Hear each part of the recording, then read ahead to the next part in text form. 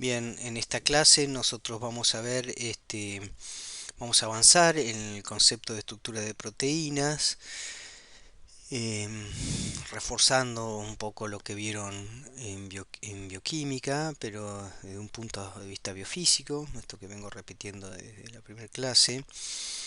En una primera aproximación, tengamos en cuenta que los 20 aminoácidos que constituyen las opciones de módulos que tienen las proteínas le dan una variabilidad secuencial a las proteínas inmensamente grandes, al punto que en realidad hacen notar que no usan toda esa capacidad de exploración de las variaciones de secuencia posible. Fíjense que si no tuviéramos restricciones, encontrar un determinado aminoácido en una dada posición de una proteína, tenemos una probabilidad de 1 en 20. Es decir, una dada proteína en la posición N puede haber cualquiera de los 20 aminoácidos, ¿no? Entonces la probabilidad es 1 en 20. Fíjense un tripéptido. Un tripéptido está constituido por tres aminoácidos. En principio, uno dice, bueno, el primer aminoácido puedo elegirlo entre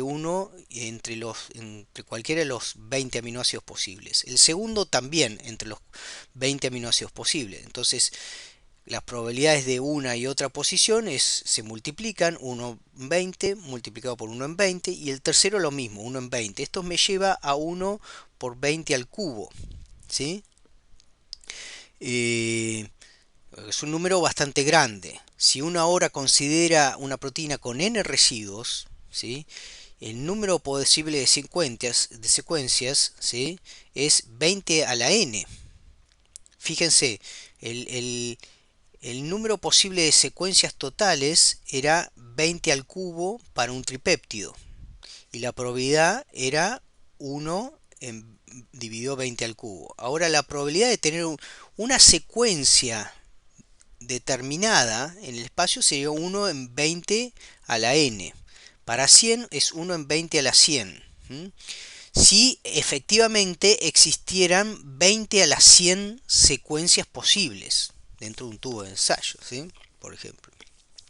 Y 10 a la 130 es el número estimativo por lo físico de partículas en el universo. Es decir, acá me está diciendo que básicamente que la cantidad de posibles secuencias de proteínas dadas por esos 20 aminoácidos no es abarcada de ninguna manera en su completa extensión por las proteínas.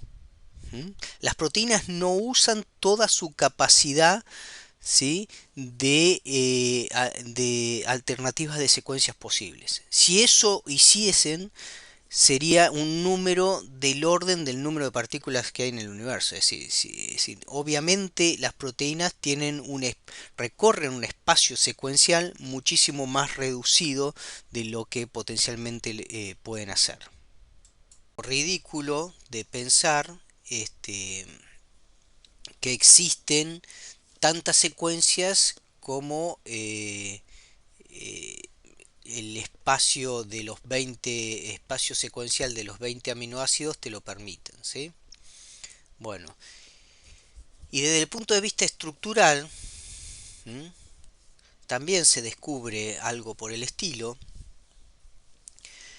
y fíjense, a eso se le llama paradoja de Levithan. Fíjense lo siguiente, nosotros sabemos que, supongamos que durante el plegado la proteína tiene que explorar distintas conformaciones posibles, ¿sí?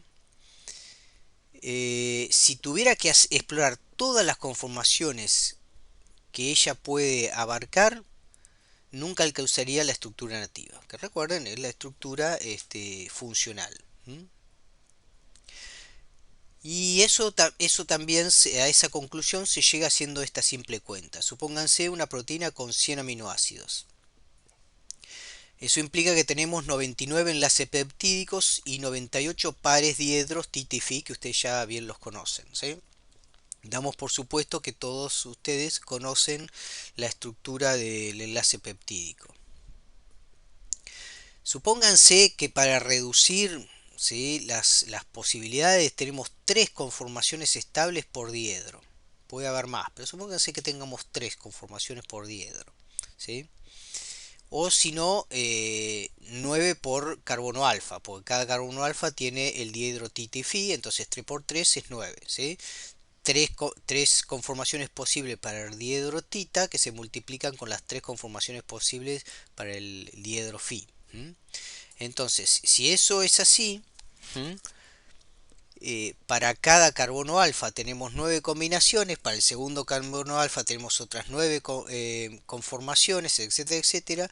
Si tenemos 98 pares de diedros tita y phi, terminamos con 9 a la 98, lo cual es exageradamente grande, y poniendo una razonable velocidad de exploración, ¿sí? Si quieren femtosegundos, a la menos 15 segundos o como quieran, pero ni siquiera, normalmente tardan un picosegundo o más, se tardarían 10 a la 74 años. Es decir, es impensable que la proteína, para plegarse, va a explorar todas las conformaciones posibles que ella podría adquirir. ¿Mm? Entonces, ni las proteínas ni tienen todas las variación secuencial que potencialmente los 20 aminoácidos les pueden dar, ni exploran todas las conformaciones posibles que esa secuencia puede adquirir para plegarse. La conclusión entonces es que el número de conformaciones es exagerado, exageradamente grande, lo cual, es decir, uno hizo una cuenta de que había tres opciones para tita y tres opciones para phi, parece que eso es mucho, pero bueno, en pequeños estudios de la energía potencial en torno a cada uno de estos diedros te permite ver eso. Ya vamos a ver más adelante algo de eso. O es que la proteína se pliega por un mecanismo que elimina muchas conformaciones. Es decir, la proteína no explora todas las conformaciones posibles en su proceso de plegado. ¿Mm? Y obviamente la respuesta va a estar más cercana a esta segunda. Ya les digo que el número de conformaciones posibles no es exagerado, eso se puede confirmar haciendo una exploración del valor de energía potencial en torno a cada uno de estos diedros, y es algo que vamos a tratar en la unidad siguiente. Bien, esto lleva a los famosos gráficos de Ramachandran, que lo tienen que haber discutido en bioquímica. Ven tita y phi y obviamente las estructuras secundarias, las estructuras alfa hélice y beta plegada y distintas elementos de estructura secundaria abarcan solo una región del espacio conformacional dado por tita y phi. Entonces eso también se puede ver por el lado, uno empieza a analizar los aspectos estructurales y ve que el enlace peptídico tiene una fuerte planalidad, donde acá este doble enlace del carbono-oxígeno se distribuye también en el enlace carbono-nitrógeno, que es un poco más fuerte que un enlace carbono-nitrógeno simple, y con el nitrógeno carbono alfa. Toda esta estructura hay una extensión de la hibridación que hace que la estructura sea plana. ¿Ven? Estos son los orbitales pi de una de la conjugación, perdón, esto no de extensión de la hibridación, sino de extensión de la conjugación. La extensión de la conjugación hace que esta estructura sea plana, y estas son nubes de electrones pi de un sistema conjugado. Y, y bueno, eso nos lleva a las conformaciones cis y trans, según si el carbono alfa y alfa I alfa I más 1, seguidos en la secuencia, tienen sus cadenas laterales en lados opuestos o en un mismo lado. Esto obviamente va a tener un cierto impedimento estérico según el volumen de los grupos RI y RI más 1. ¿Sí? Bien, eh, esto es algo conocido para ustedes. ¿M? Y esto es simplemente mostrarles cómo las proteínas se pueden representar por los programas de visualización de proteínas en distintas formas. Bueno, hay con, con los radios de Van der Waals de cada átomo incluido, en forma así de estos cintas, bueno, con distintos tipos de esquemas. Esto es la mioglobina, donde acá tienen el grupo hemo, este grupo prostático planar. ¿M? Bien.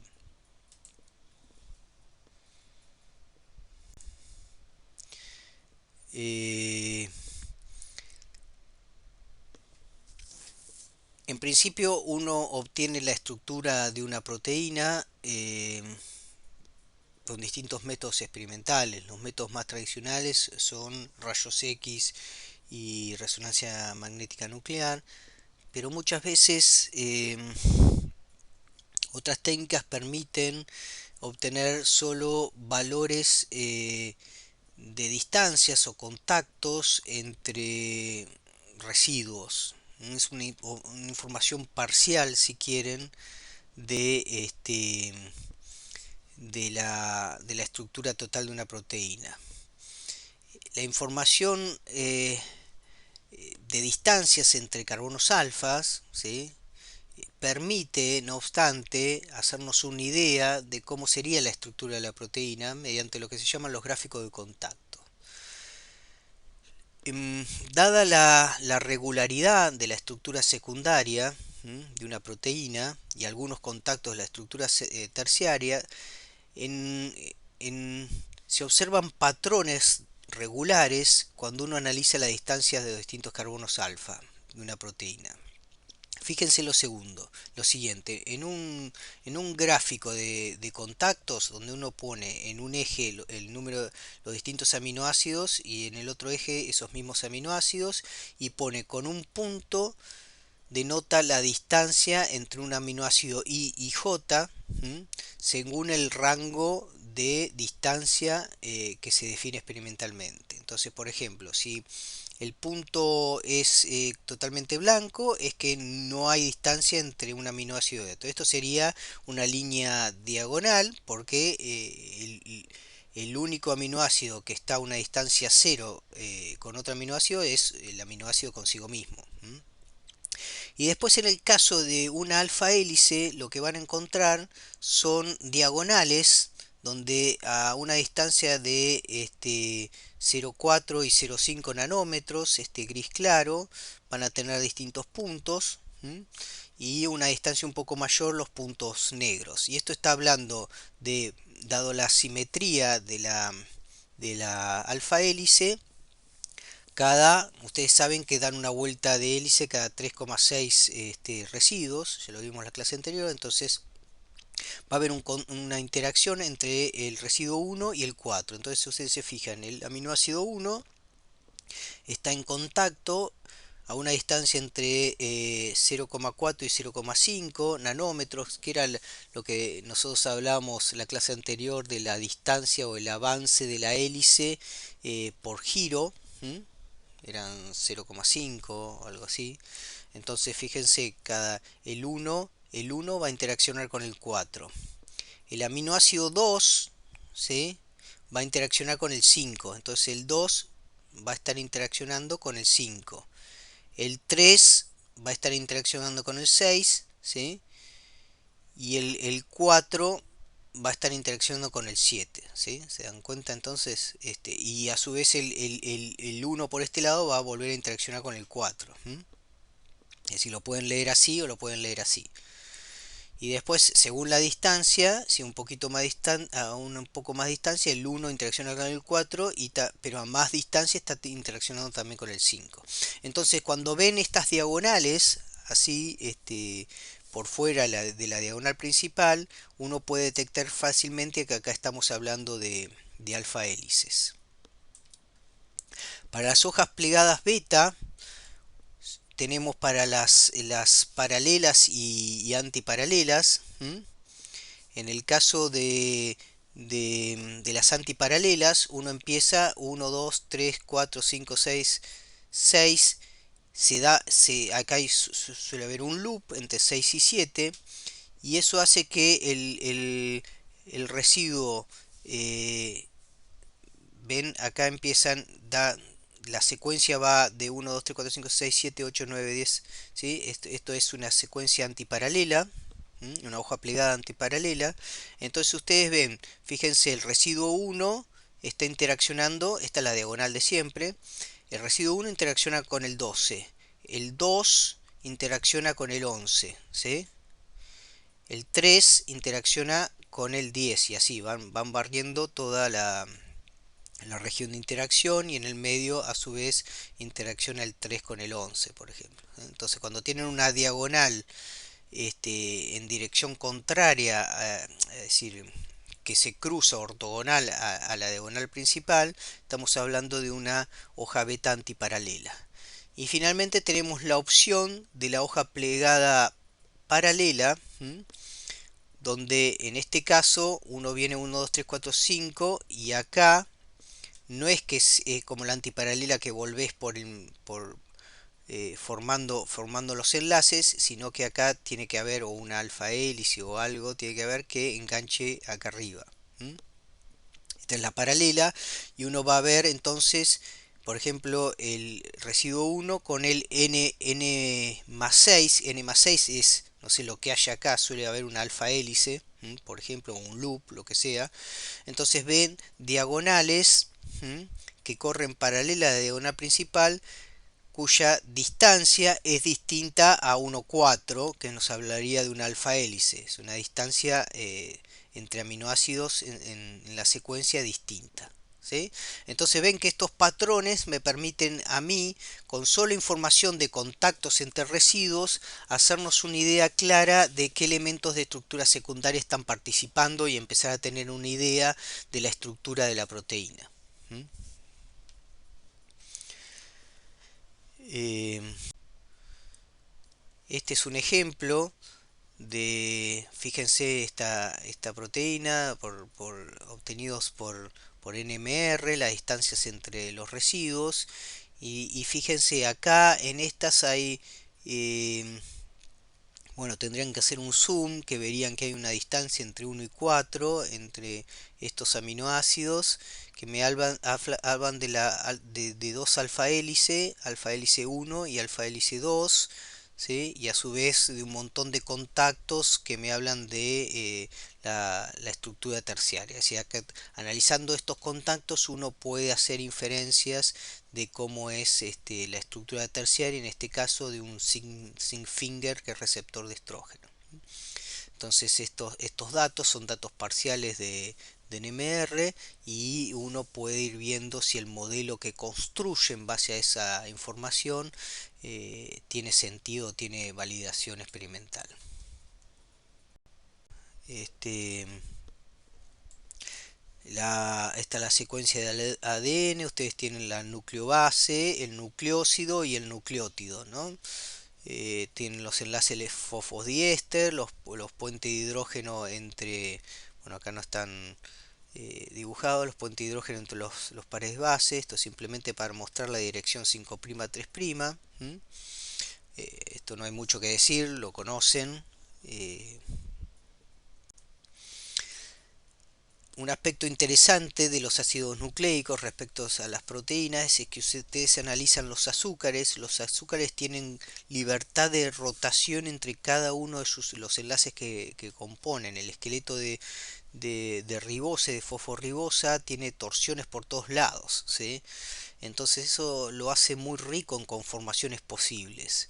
Y en este caso, en el enlace fosfodiéster, pueden tener una estructura anti y una sin, perdón, según si la nucleobase está en la misma dirección que el fosfato o en dirección contraria, ¿sí? Es decir, en general el sin es más compacto, pero normalmente tiene serios problemas de efectos estéricos, sobre todo con las pirimidinas, que son más grandes. Bueno, ya esto simplemente para advertirles que en los ácidos nucleicos los azúcares y sus múltiples conformaciones introducen una cierta complejidad en, conformacional. ¿Mm? Fíjense, en general, la ribosa, si ustedes toman los carbonos C4', oxígeno 4 y el C1', estos son estos tres negritos, los ponen en un plano, pueden definir conformaciones según si el, el carbono 2' queda en la misma dirección respecto a ese plano que forman estos tres residuos, la misma dirección que la nucleobase, ¿sí? O es el 3', o si esos serán C2' endo, C3' endo, si queda en la dirección opuesta al plano, que estaría como apuntando para acá abajo, estaríamos hablando de C2' exo y C3' exo. Entonces hay toda una nomenclatura en torno a la descripción de la conformación de los ácidos nucleicos en base a las conformaciones posibles de la ribosa. Estas rotaciones no están restringidas como las proteínas, pero tienen una cierta correlación para mantener la conformación no planar, esta silla que se forma, ¿sí? Y algunos trabajos definen el ángulo de pseudo rotación con esta complejidad que pueden ver acá, pero no, nosotros no le vamos a dar mayor relevancia, pero sepan que las conformaciones de los azúcares eh, es de una complejidad bastante mayor que el estudio conformacional de proteínas. Cuando uno va específicamente a los ácidos nucleicos, en principio tenemos tres tipos de ácidos nucleicos o tres conformaciones mayoritarias que son el bDNA, el aDNA y el zDNA. Según esto ocurrirá según la humedad. Una alta humedad favorece al bDNA, la baja humedad, los alcoholes que de alguna forma deshidratan. Ustedes saben que los alcoholes forman puente de hidrógeno con el agua y de alguna forma deshidratan. Las sales también, por formar esferas de coordinación, sacan aguas, digamos, una forma de deshidratar, agregar alcoholes y sales, favorecen al aDNA y al zDNA. Entonces hay distintos tipos ven distintas conformaciones, básicamente son estos tres, calculo que también los deben haber escuchado hablar. Y acá tienen un ejemplo, si quieren desde arriba, es una otra imagen, el bDNA, es el clásico que ustedes conocen de Watson y Crick, ¿sí? El aDNA, ¿sí? Y el zDNA, eh, que incluso tiene un giro de la hélice en la dirección contraria a bDNA y aDNA.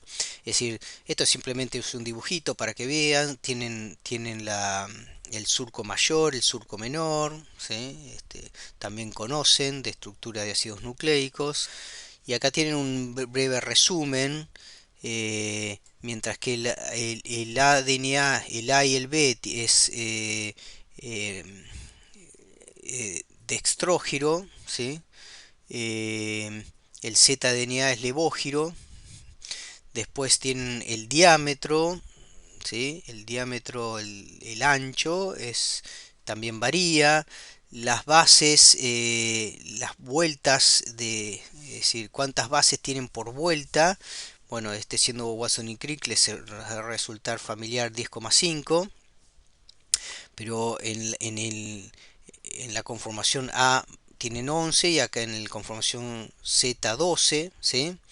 Después tienen cuánto, cuánto se desplaza a lo largo de la hélice, es un parámetro que habíamos visto en la clase anterior, por vuelta.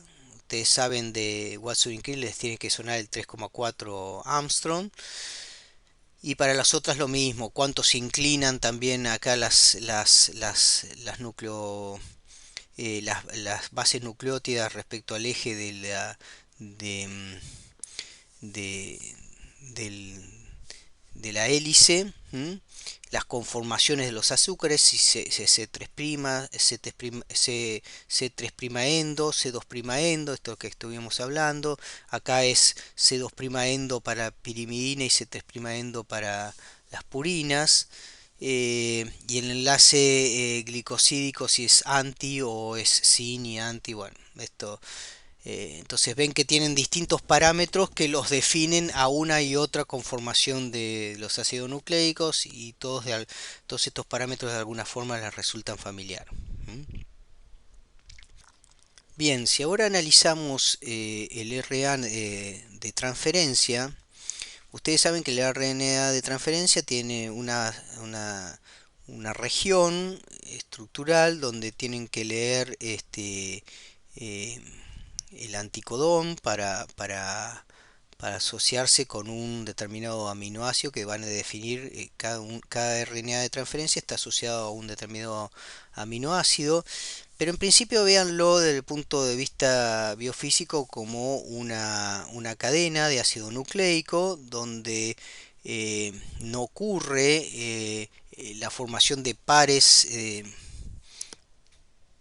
ordenados, pares de puentes de hidrógeno entre nucleobases, ordenado como ocurre en el DNA, sino que tiene que adquirir una conformación bastante más compleja, donde habrá varias regiones y se optimiza el plegamiento de tal forma de maximizar el número de puentes de hidrógeno entre bases.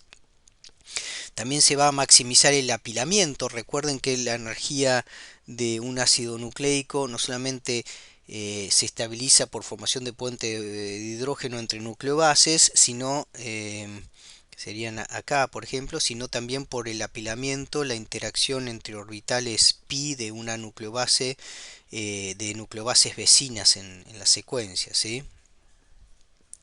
Cuando se forman las regiones donde se forman puentes de hidrógeno, adquieren una estructura, al menos en ciertos fragmentos del RNA de transferencia, al estilo del ADNA. Bueno, entonces esto uno podría decir, este es una secuencia de ácido ribonucleico donde habrá regiones donde se aparean las bases y adquirir una estructura, estructuras intermedias o de forma de DNA en su conformación A, y otras formas en otras regiones donde estará desapareadas esas bases. Cuando uno analiza en más detalle el plegamiento del RNA de transferencia, en principio la información dependiente de la secuencia eh, en las regiones de hélice A, ¿sí?, donde las hélices están apareadas, no están accesibles a la proteína que tiene que leer esa información. Lo que hacen las proteínas es reconocer variaciones en la estructura terciaria del RNA de transferencia. En esa estructura terciaria, al no estar todas las nucleobases formando puente de hidrógeno, las sustituciones de una base por otra está más aceptada que el DNA. En el DNA, si vos sustituís una base por otra, bueno, hay puentes de hidrógeno que se pueden romper, ¿sí?, y eso no sería aconsejable para la estabilidad completa de la hélice. Pero en este caso aceptan, habrá regiones donde no están las bases no están apareadas, pero lo que sí se observa y que es útil es que hay sustituciones concomitantes, perdón, que garantizan que no se rompa la estructura terciaria del RNA de transferencia, ¿sí? Por ejemplo, ¿qué son concomitantes? Son sustituciones o mutaciones que ocurren de manera conjunta. Es decir, si hay una mutación de una nucleobase en una posición dada, es muy probable que también observemos esa mutación o una mutación en otra nucleobase más alejada en secuencia de manera simultánea. Eso es, si por ejemplo una guanina forma un par guanina-citosina y lo reemplazamos por una adenina, se requiere una sustitución complementaria de citosina o uracilo para mantener el apareamiento de base. Por ejemplo, este es lo típico cuando tengo la base formando puente de hidrógeno. En las regiones donde esté formando puente de hidrógeno estén apareadas, que serían las regiones de hélice A. Entonces, si sustituyo una guanina, ¿sí?, por adenina, tengo que reemplazar la otra por citosina o uracilo, ¿sí? Recuerden que el RNA de transferencia es un solo filamento y eso tiene que volver de alguna forma, no es como, no son dos hélices, ¿no? Como el DNA. Entonces uno lo que observa es covariación de bases en la evolución. Si mutó esto por esto, tiene que haber mutado esto por esto otro, ¿sí? Entonces uno puede explorar esas covariaciones evolutivas y de alguna forma entonces si encuentra eventos de coovulación, eventos de mutaciones simultáneas, eso se van a deber a que son regiones de bases apareadas. Es decir, si veo coevolución entre dos nucleótidos distantes, va a significar que esos dos nucleótidos en el RNA de transferencia están formando pared de bases, ¿sí? Eso permite empezar a predecir el plegamiento complejo de los RNA, porque uno empieza a decir, bueno, en esta región entonces es una región donde las bases están apareadas, que va a ser del tipo hélice A, ¿sí? Y va haciendo inferencias y va construyéndose la estructura del RNA de transferencia. Fíjense, acá es un ejemplo, yo les puedo pasar el artículo donde lo saqué, donde se realizó por amplificación por PCR el DNA de moldes extraídos de poblaciones bacterianas mixtas naturales. Entonces tienen usando primers de oligonucleótidos, bueno, con secuencias altamente conservadas, y uno los secuenció. Entonces tiene la secuencia y uno puede, entonces tiene del pool del montón de DNAs, puede empezar a ver en determinada posición hay un porcentaje de probabilidad que esté guanina, citosina en la otra posición, habrá un porcentaje de probabilidad que cuando empieza a haber probabilidades que coincidan, uno empieza a hablar de mutaciones concomitantes, como les decía antes, ¿sí? Entonces fíjense, uno puede definir lo que se llama información mutua, mutual information en inglés, M, que no hace otra cosa que definir la variación secuencial de cada posición por separado. Uno toma dos posiciones del RNA o del DNA, en este caso, perdón, del DNA, y dice, bueno, esta es define la variación secuencial por posición. Y esta es la variación secuencial de las bases tomadas de a pares. Las variaciones secuenciales se calculan con las fórmulas de entropía de información, no viene al caso, ¿sí?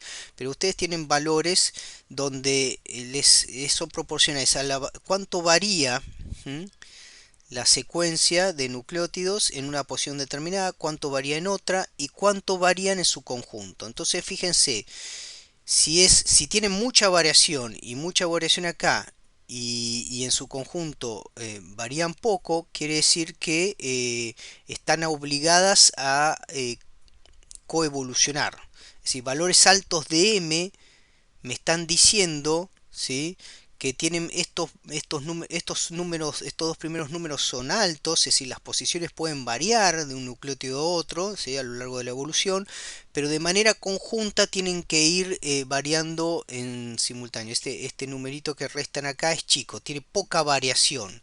Es decir, si X varía hacia adenina, este está obligado a variar a un cierto valor, este número. Es decir, la flexibilidad en la variación evolutiva de las dos en simultáneo es muy chica. Están casi obligadas a variar conjuntamente de una manera específica. Entonces, altos valores de M, de información mutua, me está hablando, me está hablando de que son X y H forman puente de hidrógeno. Es decir, X puede variar mucho, H puede variar mucho, pero si X varía, perdón, X puede variar mucho, Y puede variar mucho, H dije, Y puede variar mucho, pero X e Y tienen que variar en simultáneo. Es decir, si X varía en adenina, por ejemplo, Y está obligado a variar en citosina. Entonces, la variación conjunta se reduce muchísimo. Tiene poca libertad de variación Y respecto a X. Entonces me hablan altos valores de M, me hablan de que están formando puente de hidrógeno. Entonces uno puede hacer gráficos muy similares con la misma filosofía de los gráficos de contacto que hablábamos antes. Altos valores, esto es un gráfico de densidad, cuanto más oscuras son las manchas, más altos son los valores de M, y todos estos puntitos que ven acá son puntos, ¿sí? Que les están hablando de formaciones de pares de base. En algunos casos hay formación de puente de hidrógeno entre tres bases, estos que están señalados acá T, eh, que ahora les voy a mostrar un ejemplo. En un RNA de transferencia puede ocurrir que haya tres bases que forman puente de hidrógeno entre sí, no solamente dos. Entonces, nuevamente, esto es un mapa de densidad de puntos, donde los puntos son más densos conforme el valor M más alto, y cuanto más alto, mayor es la probabilidad de que estén formando tal nucleótido y tal nucleótido puente de hidrógeno entre sí. Y en algunos casos pueden ver que para un mismo nucleótido hay alta probabilidad de dos de ellos, y esto estamos hablando de eh, formación de apareamiento entre tres pares de bases, entre tres bases. Perdón, fíjense, este es el tipo de información que uno analiza. Supónganse la posición 316, ¿sí? Y la posición 94 y la posición 104, ¿sí? Entonces hay una correlación de ocurrencia entre adenina, ¿sí? En la posición 94 y uracilo en la posición 104, ¿sí? Entonces cuando la posición es 316 es guanina, la posición la posición 94 y 104 tienen la misma probabilidad de una ser adenina y la otra uracilo. En cambio, cuando la posición 316 es adenina, tienen una misma probabilidad, pero de ser uno guanina y una citosina. Entonces me está hablando, estas coincidencias me están hablando de coevolución. Y coevolución debido a que si esta muta, ¿sí? Van variando las distintas secuencias, si esta muta, estas otras dos tienen que mutar para garantizar los puentes de hidrógeno que le dan a estabilidad a la estructura terciaria del RNA de transferencia. En este caso son tres bases que están formando puente de hidrógeno entre sí. ¿Mm? Y hablamos de un triplete, uracilo, adenina, guanina. ¿Mm? Entonces ven cómo gráfico de contacto, información de coevolución, de variación secuencial en un pool de DNA obtenido de un conjunto de bacterias, nos permiten inferir información evolutiva que nos dan información finalmente para construir un modelo tridimensional de la biomolécula. Bien, y por último en esta clase querría centrarme en un aspecto de los ADN circulares, que es el superenrollamiento. Quizás han escuchado algo hablar en bioquímica, pero en principio uno puede definir ciertos parámetros topológicos de un ADN circular. Uno de los parámetros es el número de enlace, que se define como la suma de dos términos. El primer término, este TW, es el número de vueltas de hélice, ¿sí? Es un ADN, número de vueltas de hélice, y el WR es el grado de retorcimiento superenrollamiento, ¿sí? como ocurre acá. En un ADN circular, esto es completamente relajado y este tiene un superenrollamiento negativo y este es un superenrollamiento positivo, en la dirección contraria a este, ¿sí? LK define la topología del ADN y LK es un parámetro topológico que solamente se puede alterar si uno rompe un enlace fosfodiéster como ocurre en por, por las topoisomerasas que cortan un fosfodiéster y alteran el LK. Si no, el LK es un parámetro topológico que no se va a poder alterar. ¿Sí? El ADN circular puede adquirir distintas conformaciones, pero siempre manteniendo el mismo valor de LK, que es la suma de estos dos términos. Serían las vueltas de Watson y Crick en el modelo de BDNA. Y esto es el número de vueltas de superenrollamiento. Si es superenrollamiento positivo o negativo, no lo pueden diferenciar ni por sedimentación de cloruro de cesio, que recuerden que separa por densidad, ¿sí? De equilibrio, ni por electroforesis en gel de agarosa. Van a poder discernir si el superenrollamiento es positivo o negativo. Ustedes cuando hacen esto, por ejemplo, una electroforesis, acá tiene el superenrollamiento negativo y el positivo, van a llegar con la misma velocidad de desplazamiento, ¿sí? Al adquirir superenrollamiento se desplaza más rápido en una electroforesis, ¿sí?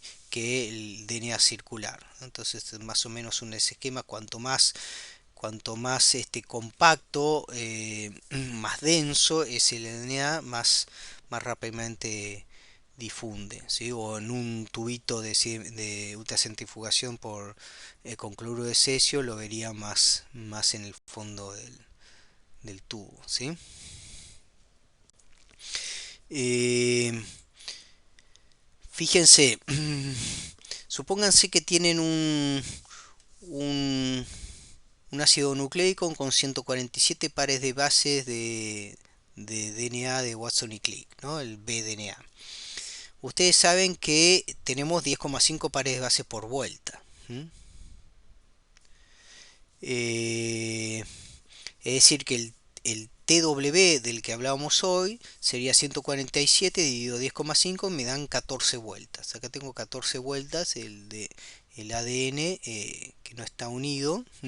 Si uno lo desenrolla un poquito y de las 14 vueltas les deja 12, acá, bueno, si los extremos no están unidos, eso va a conducir a que los extremos giren de manera correspondiente, de tal forma de contener esas 12, ese desenrollamiento. Entonces, y ahí no pasó nada, ¿sí? Es decir, de 14 yo lo desenredo un poquito y esa tensión estructural que genera el desenrollamiento, porque por algo tiene 14 vueltas, ¿sí? Porque es la situación más estable, yo la desenrollo, tengo que entregar energía, las puntas van a girar, ¿sí? Es como cuando quieren desenrollar una trenza, lo que se dan vueltas son las puntas. Ahora, en un ADN circular, si yo junto las puntas, eso es más complicado. Lo que va a pasar es que en el ADN se superenrolla. ¿Mm? Supónganse que originalmente este es el ADN con 14 vueltas y un superenrollamiento negativo de 2. Cuando yo desenrollo, supónganse que agarro una puntita y la abro acá, ¿sí? Y lo desenrollo, lo que automáticamente va a pasar es que desaparece el superenrollamiento porque se introducen, ¿sí? Un superenrollamiento positivo para compensar y obtener esta estructura relajada final. Esta tiene 12 vueltas. Cuando debería tener 14, esta está desenrollada de alguna forma, y ese desenrollamiento, esa tensión estructural introducida por el desenrollamiento, se compensa con la introducción de un superenrollamiento positivo. Pasa de -2 el W a 0. Eh, en general, eso ocurre cuando fíjense, casi todas las proteínas que interaccionan con el ADN tienen que andar desenrollando para leer los pares de base. Los pares de base están metidos, recuerden que tienen un casquete de fosfatos y después los pares de base están metidos hacia adentro del ADN, formando sus puentes de hidrógeno. Una proteína para leer la secuencia de ácido nucleico lo tiene que desenrollar transitoriamente. En ese desenrolle tiene el ADN, se le introduce una tensión estructural porque él está estable con esas vueltas por cada 360 grados. El desenrollamiento introduce una tensión estructural que el ADN lo compensa, ¿sí? O lo relaja o lo distribuye esa tensión, redistribuye esa tensión en su molécula, introduciendo superenrollamientos positivos. ¿Mm? Supónganse un ADN B de Watson y Crick que pasa a A por deshidratación, por ejemplo. Si tengo 1050 pares de base, ¿m? En el ADN, en la conformación A, yo tengo 11 vueltas, mientras que en la B tengo 10,5. ¿Sí? Hay una diferencia de un desenrollamiento de 4,5 vueltas. ¿M? En la deshidratación, en el pasaje conformacional de B a A, hay un desenrollamiento. ¿Sí? Si tuviéramos el valor LK, el delta LK igual 0, es decir, que no cambia, no hay acción de una topoisomerasa o algo que rompa el enlace fosfodiéster, eso se compensa este, energéticamente con un superenrollamiento positivo de 4,5 supervueltas. También puede hacer las otras alternativas, que la acción de una topoisomerasa actúe sobre el delta LK y lo varíe, ¿sí? Con alguna de estas otras dos alternativas, pero en principio, si no hay ninguna ruptura de enlace, el delta LK tiene que ser igual a 0, entonces automáticamente el ADN se tiene que superenrollar con 4,5 superenrollamientos positivos para compensar este desenrollamiento que ocurre en el cambio conformacional de B a A, por deshidratación, por agregar alcohol, por ejemplo. ¿Mm? ¿Sí? Bueno, esto es lo último de esta clase. Ya la próxima clase teórica empezamos con otro tema. ¿Mm? Bien, por último les quería remarcar que en el caso ustedes conocen que el bromuro de tidio es algo utilizado como un agente intercalante en los ADN. El bromuro de tidio al intercalarse entre pares de bases de ácido nucleicos lo que hace es desenrollar un poco al ADN y como lo que acabamos de aprender, ese desenrollamiento fuerza al ADN, si es circular, a introducir superenrollamientos para compensar la tensión estructural introducida por el desenrollamiento. Entonces, en una sedimentación eh, por cloruro de cesio, ustedes, si un ADN está superenrollado negativamente, ¿sí? El ADN relajado sin superenrollamiento, ¿sí? Eh, va a tener un coeficiente de sedimentación menor, ¿sí? Va a ser menos denso, eh, y el superenrollamiento positivo va a estar con el mismo valor del superenrollamiento negativo.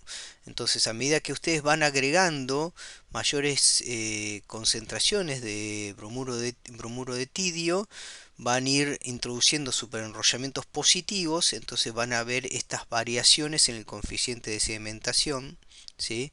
Porque van desenrollando, al ir desenrollando van introduciendo superenrollamientos positivos. Si arrancamos de un superenrollamiento negativo, va a pasarse por la zona relajada, pero una vez que se pasa de la zona relajada, si seguimos introduciendo superenrollamientos positivos por seguir desenrollando, por seguir agregando bromuro de tidio, vamos a volver a un valor de superenrollamientos positivos similar al número de superenrollamientos negativos que teníamos originalmente. ¿Mm? Entonces, un buen ejemplo de mostrarle cómo impacta sobre una medida experimental la presencia de superenrollamientos o de agentes intercalantes que parcialmente desenrollan el ADN.